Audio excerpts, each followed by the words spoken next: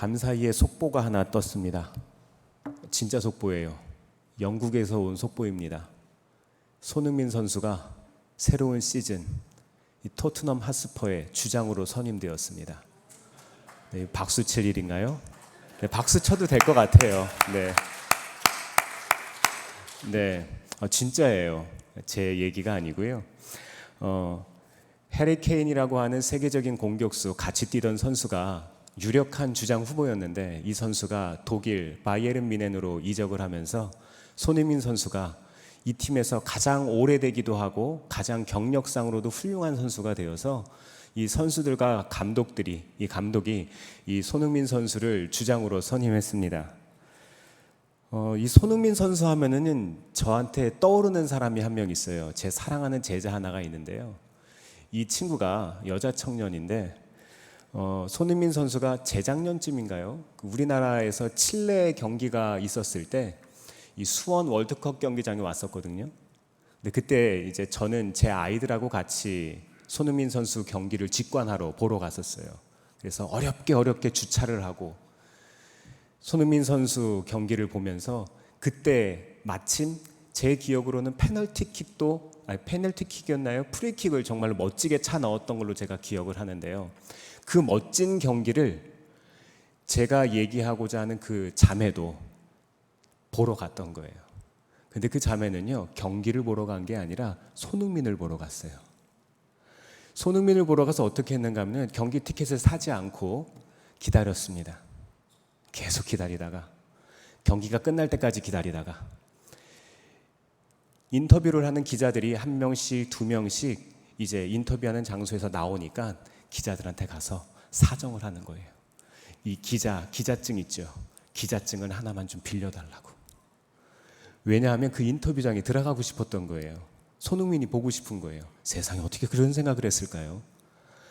그래서 경기도 보지 않고 손흥민을 보기 위해서 우여곡절 끝에 기자증 하나를 어떻게 받습니다.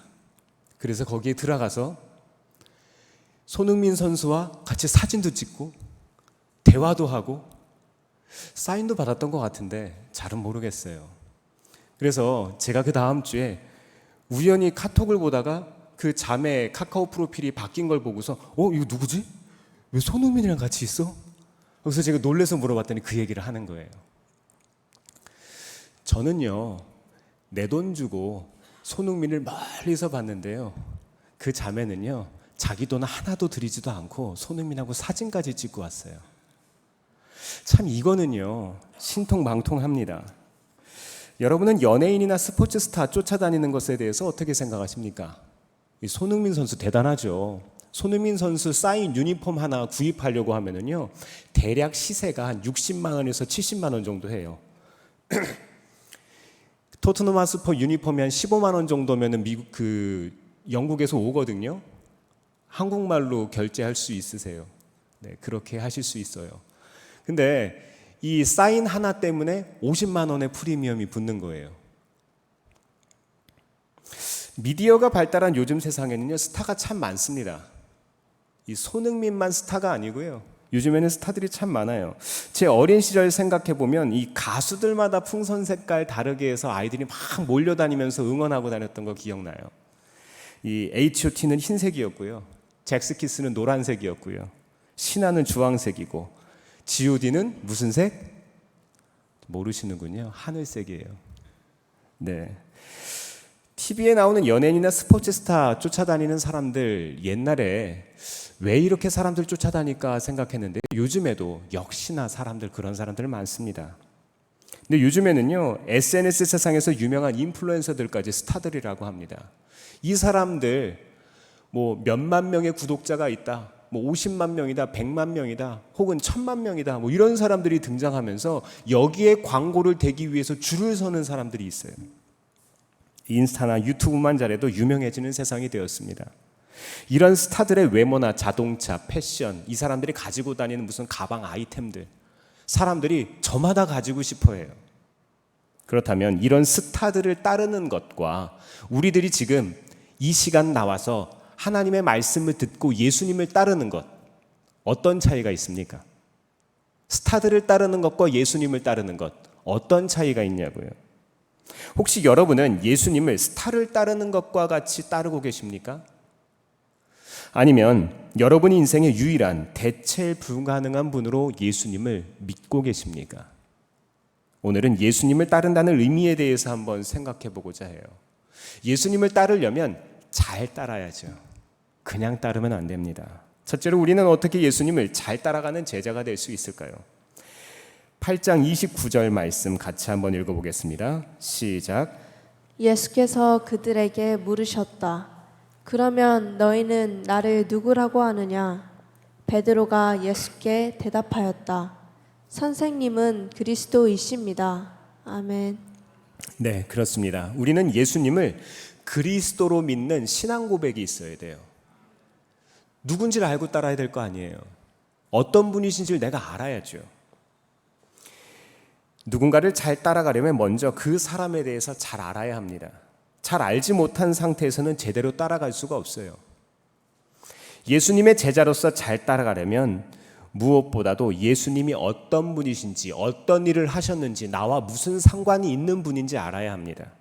하지만 제자들은 예수님을 따라가면서도 그분이 어떤 분이신지를 잘 몰랐어요.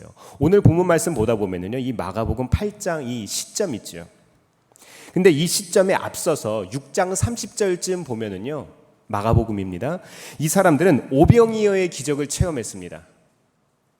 그러니까 오늘 말씀 전에 오병이어를 이 사람들이 본 거예요. 자기도 눈앞에서 체험한 거예요. 그런데도 오늘 본문 말씀 바로 직전인 8장 1절 말씀에 보니까요, 예수님께서 4,000명을 먹이라고 하실 때 뭐라고 이야기합니까? 불가능하다. 할 수 없습니다. 이렇게 이야기합니다. 제가 읽어드리겠습니다. 제자들이 예수께 말하였다. 이 빈들에서 어느 누가 무슨 수로 이 모든 사람이 먹을 빵을 장만할 수 있겠습니까? 믿지를 않으니까 예수님이 어떤 분이신지 도무지 알 길이 없습니다. 예수님에 대해서 머리로는 아는데 가슴으로는 믿어지지 않는 거예요. 이런 모습 우리도 마찬가지 아닙니까? 사람들을 만날 때도 꼭 벽 보고 대화하는 것처럼 내 마음과 마음을 주고받지 못하는 그런 대화할 때 있잖아요. 예수님이 누구신지 잘 모르면 교회를 아무리 오래 다녀도 예수님의 사람, 예수님의 제자가 될 수가 없어요. 오래 다닌 것과 내가 믿는 것은 다른 거예요. 기적을 본다고 해서 믿음이 생기는 게 아닙니다. 훌륭하게 신앙이 성장한 사람을 본다고 해서 믿음이 자라는 게 아니에요. 배고플 때 배를 채워주고 아플 때 고쳐준다고 해서 믿음이 자라는 게 아닙니다. 세상에서 가장 먼 거리가 어디서 어디까지라고요? 여기에서 여기까지요. 머리에서 가슴까지가 세상에서 가장 먼 거리예요.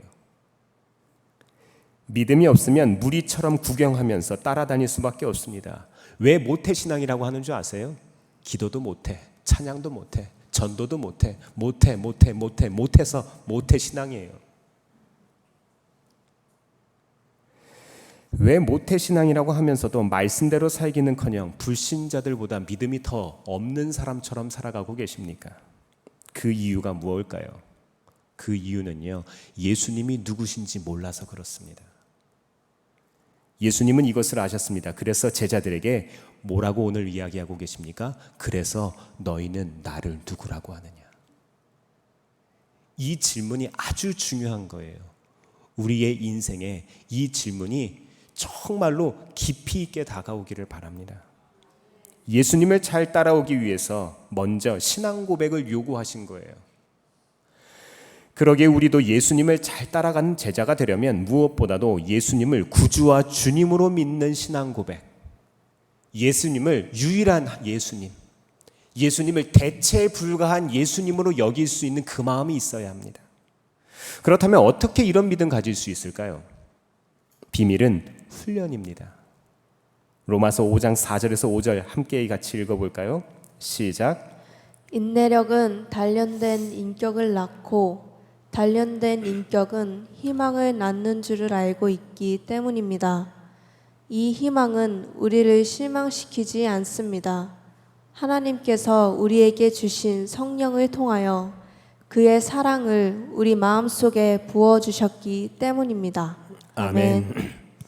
단지 어려움을 겪는다고 사람이 성장하는 게 아니에요.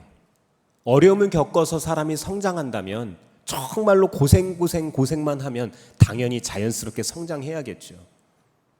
훌륭한 코치를 통해서 훌륭한 선수가 나온다고 합니다. 신앙의 성장은요, 올바른 길잡이이신 성령님의 인도함을 통해서만 가능한 거예요.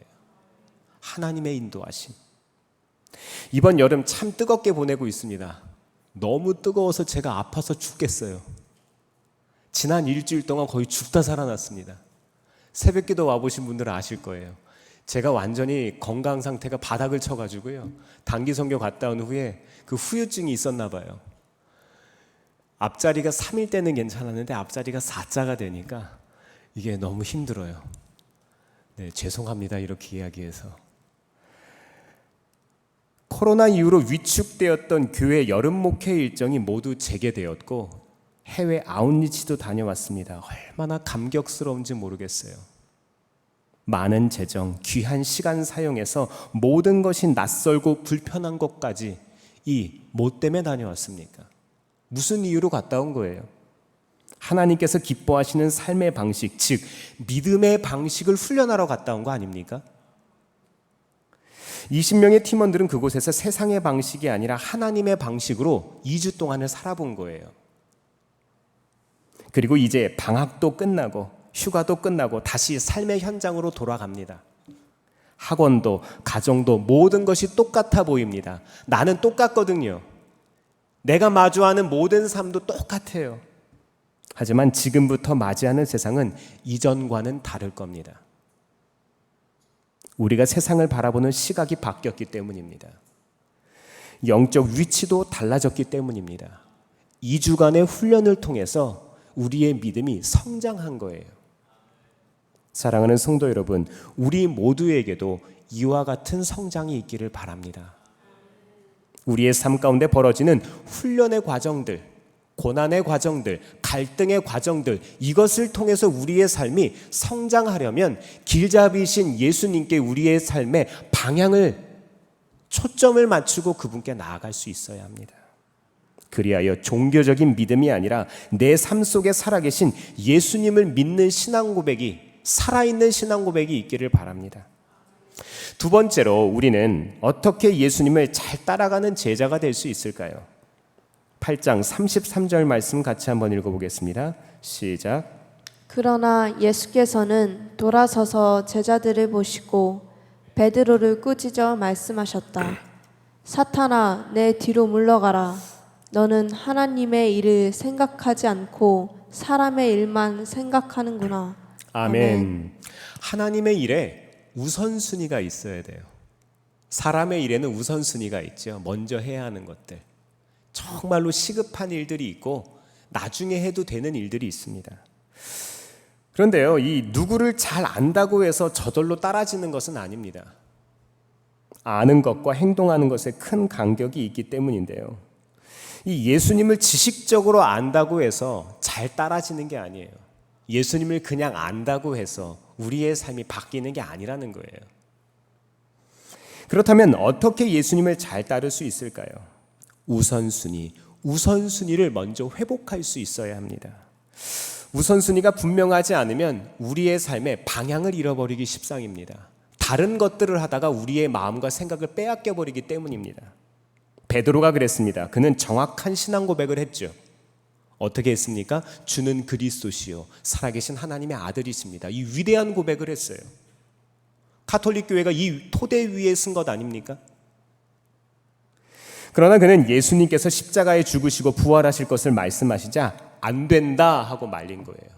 이것을 헬라어 원어로 분해해보면요, 이 주에 보면 이 말씀이 높은 사람이 아랫사람에 대해서 무언가 꾸중한다라는 그런 말들이 포함되어 있어요. 꼭 나이 많은 베드로가 나이 어린 예수님에 대해서 안 된다라고 이야기하는 것처럼 그런 뉘앙스가 보이는 거예요. 말이 안 되는 이야기 아닙니까? 하나님의 일을 생각하지 못하고 사람의 일을 먼저 생각한 겁니다. 바꾸어 말하면 베드로에게는 신앙 고백은 있긴 했지만 그 고백에 맞는 우선순위가 없었던 거예요. 신앙은 있지만 그 삶에 우선순위가 없었다는 거예요. 오늘날 그리스도인들처럼 교회는 가고 주일 성수를 하고 봉사도 하고 헌신도 하고 하나님 앞에 우리의 삶이 구별돼 보이는 모양은 있는데 그 삶의 우선순위가 바로 서 있지 않으면 안 된다는 거예요. 이게 베드로의만의 문제가 아니라는 겁니다. 우리도 입술로는 예수님이 구원자요 주님이시라고 고백하지만 실제 행동에 있어서는 이 하나님의 일보다 사람의 일을 먼저 생각할 때가 더 많지 않습니까? 예수님 따라가겠다고 고백하면서 사람 따라갈 때가 더 많지 않습니까? 돈 따라갈 때가 더 많지 않습니까? 그러기에 예수님을 잘 따라가는 제자가 되려면 무엇보다도 하나님의 일에 우선순위를 두시기를 바랍니다. 우리가 일상에서 무너지는 이유가 여기에 있어요. 수련회를 통해서 은혜 받습니다. 또 단기 선교 통해서도 큰 변화를 체험합니다. 부흥회를 통해서도 능력 받아요. 그러기에 믿음으로 살아보겠다고 세상으로 나아가는데 만만하지 않습니다. 우리는 왜 자꾸 방향을 잃어버릴까요? 우선순위 자꾸만 잃어버리기 때문이에요. 감리교회 창시자 존 웨슬리 목사님의 이 경제 사상에 대해서 짤막하게 설명을 해드리면요, 첫 번째로 할 수 있는 만큼 최대한 벌어라. 괜찮죠? 두 번째, 할 수 있는 만큼 최대한 저축하라. 세 번째, 할 수 있는 만큼 최대한 주어라. 웨슬리 목사님은 자기의 경제관념을 이렇게 실천하셨어요. 1년의 수입 30파운드였대요. 이 목사님 당시에. 그래서 28파운드는 자기를 위해서 사용하고 2파운드를 가난한 주위 사람들을 위해서 사용하셨답니다. 그리고 그 다음에 수입이 올라서 받은 60파운드에서 여전히 28파운드를 자기를 위해서 사용하고 32파운드를 가난한 사람들을 위해서 사용했다고 합니다. 그리고 그 다음 해 수입 90파운드에서 28파운드는 자기를 위해서 사용하고 62파운드를 가난한 사람들을 위해서 사용했습니다. 무슨 이야기하는지 이해가 되시죠? 그 다음에 수입 120파운드에서 28파운드만 자기를 위해서 사용하고 또다시 거의 대부분의 자기의 수입을 다른 사람들과 함께 나누었습니다. 이런 방식으로 존 웨슬리 목사님은 전생애에 걸쳐서 1년 평균 1000파운드의 수입들을 다른 사람들을 위해서 사용했다고 합니다. 저는 존 웨슬리 목사님의 삶을 돌아보면서 이 디모데전서 6장 10절 말씀이 생각났어요. 함께 같이 읽어볼까요? 시작. 돈을 사랑하는 것이 모든 악의 뿌리입니다. 돈을 쫓다가 믿음에서 떠나 헤매기도 하고 많은 고통을 겪기도 한 사람이 더러 있습니다. 아멘. 네, 그렇습니다. 공부 자체가 중요한 게 아니에요. 공부를 왜 하는지가 중요합니다. 건강 자체가 중요한 게 아니에요. 왜 건강해야 하는지가 중요한 거예요. 우리가 돈을 왜 버는 게 중요한 거예요. 우리의 삶에 정말 중요한 것이 있는데 우리는 목적이 돈이고 목적이 건강이고 목적이 가족이고 목적이 우리의 모든 것들을 소유하고 또 소유하고 또 소유하는 데 있다는 거예요. 이것은 문제가 있다는 겁니다. 우리의 삶의 우선순위가 바로 서기를 바랍니다. 우리는 인생을 살아가면서 왜라는 질문, 무엇이라는 질문을 하지 않고 그냥 그게 필요하다고 여깁니다. 과정은 모두 빼버리고 결과만 좋으면 된다고 착각합니다. 부모님이 그렇게 말하고 선생님이 그렇게 말하고 주위 사람들이 그렇게 말하니까 그런 줄 알아요. 그런데 우리가 잘못 살아왔던 그 삶의 방식을 왜 다음 세대들에게도 물려주십니까? 그래서 우리는 늘 불안해하고 늘 두려워합니다. 이런 우리에게 골로새서 3장 15절 말씀은 통찰력을 줍니다. 읽어드리겠습니다. 그리스도의 평화가 여러분의 마음을 지배하게 하십시오. 이 평화를 누리도록 여러분은 부르심을 받아 한 몸이 되었습니다. 또 여러분은 감사하는 사람이 되십시오. 아멘. 사랑하는 성도 여러분, 우리의 삶의 우선순위 회복되길 바랍니다. 그리스도의 평화로 우리들의 마음이 가득해지기를 바랍니다. 이전에 보이지 않았던 감사할 일들이 이제 보이기 시작할 거예요. 예수님을 따라가는 목적을 잃지 않는다면 말입니다. 세 번째로 우리는 어떻게 예수님을 잘 따라가는 제자가 될 수 있을까요? 마가복음 8장 34절 같이 한번 읽어보겠습니다. 시작. 그리고 예수께서 제자들과 함께 무리를 불러놓고 그들에게 말씀하셨다. 나를 따라오려고 하는 사람은 자기를 부인하고 자기 십자가를 지고 나를 따라오너라. 아멘. 아멘. 네, 그렇습니다. 우리는요, 결단하고 지속적으로 예수님을 따라가야 돼요. 한 번만 따라가는 것이 아니라 계속해서 예수님을 따라갈 수 있어야 돼요. 한 젊은이가 사업을 시작했습니다. 처음 시작한 사업은 정육점이었는데요. 호텔에 고기 납품하는 일이었어요. 근데 납품을 하다 보니까 주방장이 청년에게 뇌물 상납을 요구하는 거예요. 뒷돈을 요구하는 거예요. 내가 너희 고기 사용할 테니까 나한테 뒷돈을 좀 달라는 거예요. 그러나 이 청년은 단번에 거절합니다. 뇌물을 주면 고기 질이 안 좋아질 수밖에 없지 않냐. 나는 그렇게 할 수가 없다. 저는 예수님을 따르는 사람이기 때문에 그렇게 할 수 없습니다. 저는 정직하게 하겠습니다. 이렇게 이야기합니다. 결국 청년은 정육점을 그만두어야 했습니다.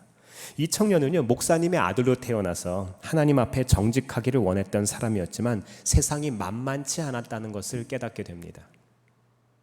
정직의 결과가 폐업이라는 사실에 마음이 무너집니다. 정신적인 충격으로 그만 격리병동에 입원까지 하는 일들이 생깁니다. 그러던 어느 날 아침 낙심한 그가 길을 가던 중에 교회를 지나가는데 익숙한 찬송 소리 하나가 들려오는 거예요. 무거운 마음을 이끌고 찾아간 그곳에는 기도회가 열리고 있었는데요. 찬송가 382장 너 근심 걱정 말아라, 이 찬양이 들리는 거예요. 찬송을 듣는 순간 그의 마음이 하나님이 찾아오셨습니다. 실패에 대한 좌절감이 사라지고 확신이 생기기 시작합니다. 그래, 내가 하나님 나라의 방식으로 이 세상을 계속해서 살아보리라 결단합니다. 건강을 이제 회복하고 생필품을 파는 가게를 열었습니다. 가게 앞에 이제는 이런 문구를 아예 써붙였어요. 너희는 먼저 그의 나라와 그의 의를 구하라.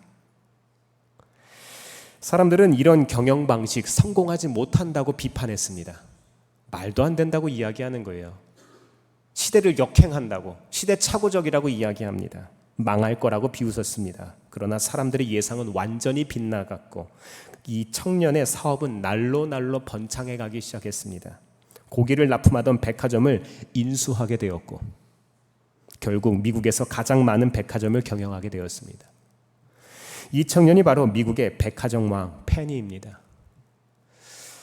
예수님을 따르는 일관된 자세로 사업을 넓혀 나갔고 예수님이 하나님의 나라를 다스리는 방식으로 이 세상을 그는 다스리기 시작했습니다. 그리고 오늘날 1660개의 점포를 가진 사업가가 되었습니다. 당장 시급한 거, 돈 버는 일이죠. 건강을 유지하는 일이죠. 학교 잘 다니는 일이죠. 좋은 직장 가는 것이고 좋은 구직 활동하고 좋은 사람 만나 결혼하는 거죠. 사람들은 복을 하나님께 구합니다. 그러나 페니는 먼저 그의 나라를 구했습니다. 복을 먼저 구하는 것이 아니라 그의 나라를 구하는 겁니다. 복의 근원이 되시는 하나님을 먼저 구하는 겁니다. 사랑하는 성도 여러분, 복을 구하지 마시고 하나님을 구해보세요. 하나님은 이런 그에게 더하여 주시는 복을 주셨습니다. 네, 물론 우리도 당장 쓸 것들을 구해야죠. 우리를 고와 같이 버려두지 않으시는 하나님께서 금도 내 것이고 은도 내 것이라고 말씀하셨어요. 우리를 하나님의 딸과 하나님의 아들로 여겨주시는 그분께서 우리 모두에게 이것들을 허락해 주셨어요. 우리의 주님이신 하나님을 놓치지 않는 사람은 더하여 주시는 복을 누리게 됩니다. 예수님의 사람으로 산다는 것은 그저 그런 게 아니에요. 해도 되고 안 돼도 되는 것, 이런 게 아니에요. 예수님을 따르는 분명한 신앙 고백을 누구 앞에서든 할 수 있고 예수님을 따르는 것이 그 어떤 이익보다 중요하다는 믿음을 고백하는 사람, 이 사람의 삶을 하나님이 책임지십니다. 지속적으로 예수님의 방식을 따르는 아주 특별한 일을 우리의 삶에 당연한 일처럼 해내는 사람, 이 사람이 제자로서의 삶을 살아가는 겁니다. 여러분은 진짜 제자이십니까? 아니면 팬이십니까? 참 안타까운 것은요, 신앙 고백도 있고 우선순위도 분명한데 예수님을 잘 따라갈 때보다 그렇지 못할 때가 더 많다는 거예요. 한 번에 예수님의 제자답게 주님의 길을 따르는 것이 잘 되지 않습니다. 내 마음 한 번 딱 정하면 이것이 불변하지 않고 계속 가야 하는데 그렇지가 않은 거예요. 예수님이 이것을 아세요. 예수님이 모르시지 않습니다. 그래서 제자들에게 예수님을 따라오려거든 자기를 부인하고 자기 십자가를 지고 나를 계속해서 따라오라고 말씀하신 겁니다. 여기서 나를 따를 것이라는 헬라어 단어는요, 현재 명령형을 쓰고 있는데요. 이 현재 명령형 시제는 계속해서 반복된다는 의미를 가지고 있습니다. 그렇다면 예수님을 어떻게 따라오라는 겁니까? 어떻게 해요? 지속적으로 반복해서. 우리가 실수하더라도 계속해서, 잘못하더라도 계속해서, 다른 마음이 들더라도 계속해서 하는 거예요. 제가 성경 통독을 지금 몇 년째 계속 해오고 있는데요. 이 카카오톡 그 채팅방에서 하루에 이제 몇 장씩을 읽으면 1년에 2독을 할 수 있는 이 안내가 계속해서 나옵니다. 그래서 제가 이제 가입되어 있는 카톡방에서요. 근데 이 일상을 보내다 보면, 특별히 이번에 우리 아우니치 간 것과도 같은 일들을 갔다 오면은요, 이 성경 통독을 제 시간에 정해진 양을 끝내기가 어려워요. 그래서 제가 한 가지 나름대로 만들어낸 법칙 하나가 있어요. 하루나 이틀 정도를 제가 하지 못할 때에는 한꺼번에 2일치나 3일치를 하는 경우가 있어요. 근데 그렇게 하면은 어렵긴 하지만 따라가요. 그런데 이제 일주일 혹은 2주일 정도 오랫동안 부재를 해서 제가 통독을 하지 못할 경우에는 해야 할 분량이 어마어마한 거예요. 할 수가 없잖아요. 그럼 어떻게 하면 돼요? 그냥 다 잊어먹고 오늘부터 하면 돼요. 오늘부터 하면 돼요. 사기가 아니냐고요? 사기 아닙니다. 성경 통독 그렇게 하시면 돼요. 한 번을 읽어도 두 번을 읽어도 세 번을 읽어도 계속 읽으면 되는 거예요. 음성으로 듣는 성경 통독 별로 효과적이지 않다고요? 듣더라도 100번 들으면 될 거 아니에요. 1000번 들으면 될 거 아니에요. 어제까지는 괜찮습니다. 방금 전까지는 괜찮아요. 지금부터 다시 시작하면 됩니다. 하나님을 향한 그 믿음의 여정이 오늘 이 시간부터 다시 시작되기를 바랍니다.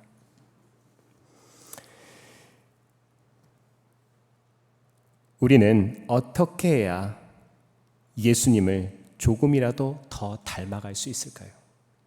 요한일서 5장 3절에서 4절은 이렇게 전합니다. 제가 읽어드릴게요.